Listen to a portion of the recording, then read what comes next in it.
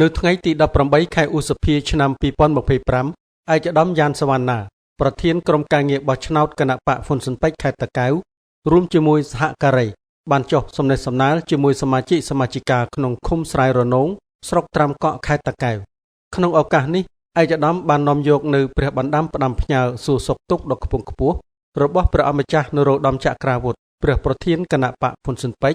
ជូនដល់សមាជិកសមាជិកាទាំងអស់នៅសេចក្តីនឹករលឹកនិងណែនាំដល់សមាជិកសមាជិកាទាំងអស់បន្តរួមសាមគ្គីគ្នាបំពេញការងារឲ្យបានកាន់តែប្រសើរឡើងក្រោមដំបូលគ្រួសាររាជានិយមហ៊ុនស៊ិនប៉ិចដើម្បីជាកម្លាំងឆ្ពោះទៅកាន់ជោគជ័យនៅពេលខាងមុខ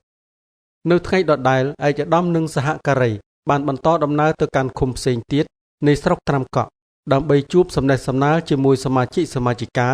និងសួរសុខទុក្ខគ្រួសារក្រីក្រ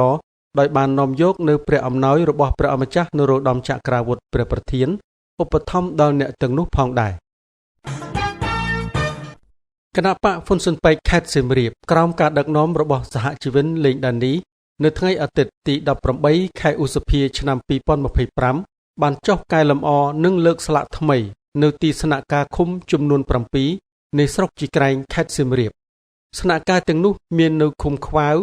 ឃុំអន្លង់សំណឃុំពងរក្រោមឃុំកំពង់ក្តីឃុំពងរលើឃុំគោកធ្លុកលើនិងទីស្នាក់ការឃុំល្វែងឫស្សីសកម្មភាពនេះបានធ្វើឡើងខណៈពេលដែលរចនាសម្ព័ន្ធគណៈបកហ៊ុនស៊ិនប៉ិចមូលដ្ឋានខេត្តសៀមរាបកាន់តែពង្រឹងនិងពង្រីកជារៀងរាល់ថ្ងៃគួរឲ្យកត់សម្គាល់គណៈបកហ៊ុនស៊ិនប៉ិចខេត្តកណ្ដាលនៅល្ងាចថ្ងៃទី18ខែឧសភាឆ្នាំ2025សហជីវិនសុករស្មីជាអនុប្រធានប្រតិបត្តិខេត្តព្រមទាំងសហការីបាននាំយកអំណោយនិងថវិកាមួយចំនួនរបស់សប្បុរសជនទៅជូនដល់ក្រុមគ្រួសារក្រីក្រចំនួន2គ្រួសារស្ថិតនៅសង្កាត់ស្វាយរលំក្រុងតាខ្មៅនៅថ្ងៃដដែលសហជីវិនសុករស្មីបាននាំយកនៅថវិកាសង្គមគិច្ចក្រុមការងារគណៈបកហ៊ុនស៊ិនប៉ិចខេត្តកណ្ដាល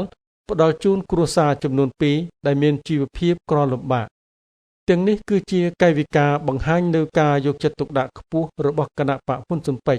ចំពោះប្រជារាស្ត្រម្ចាស់ឆ្នោតដែលមានជីវភាពក្រីក្រក្នុងការចូលរួមទៅតាមលទ្ធភាពដើម្បីរំលែកទុក្ខលំបាក